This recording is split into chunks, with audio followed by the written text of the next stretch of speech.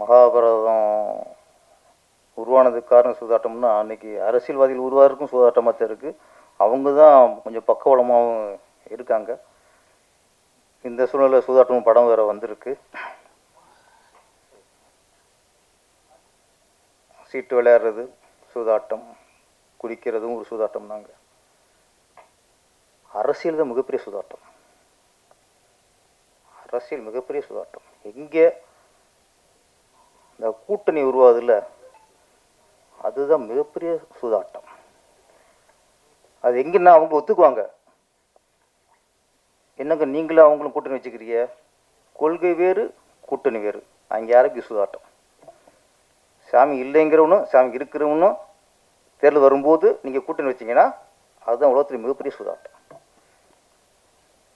ரெண்டு பேரும் சேர்ந்து ஒன்றா பயணித்து ஒன்றா கூட்டணி வச்சு தேர்தல் நிற்கிறாங்கன்னா கொள்கை, கோட்பாடு, மொழி உணர்வு, இன உணர்வு எல்லாம் ஒன்றா இருக்கணும்ல. எதுவுமே இருக்காது. இவர் வேறு மொழி, அவர் வேறு மொழி, இவருக்கு வேறு கொள்கை, அவருக்கு வேறு கொள்கை. நாங்கள் மது விலக்கு கொண்டு வருவோம், நாங்கள் கொண்டு வர மாட்டோம். நாங்கள் சாமி கும்பிடுவோம், நாங்கள் சாமி கும்பிட மாட்டோம். எல்லாம் வெவ்வேறு. ஆனால் நாங்களும் ஒன்றா நிற்கிறோம், ஓட்டு போடுங்க. ஏன்னா மக்கள் முட்டாள் பேசல, முட்டாள். சொன்னாங்கல்ல, சூதாட்டம் நடத்துகிறவன் கோடீஸ்வரன் ஆயிடான், சூதாடுறவன் ஓட்டாண்டி ஆகிட்டான்.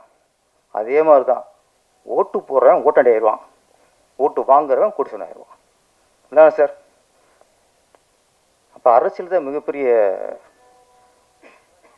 சூதாட்டமாக இருக்குது. இப்போ 2026 வருது. 2026 நிறைய காய் நகரும். ஆமாம், புதுசாக கிளம்பும் சூதாட்டம். மக்கள் உணரணும், மக்கள் உணரணும். இந்த அரசியல் சூதாட்டத்தை விட இன்னொரு சூதாட்டம் இருக்கு.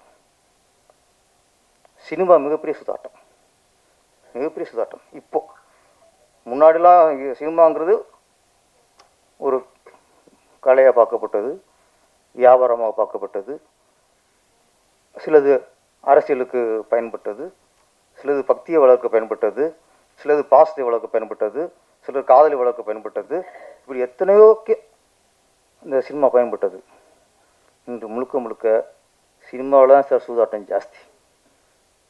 ஏன்னா இன்றைக்கி தயாரிப்பாளருக்கு ஒன்றுமே கிடைக்க மாட்டேங்குது.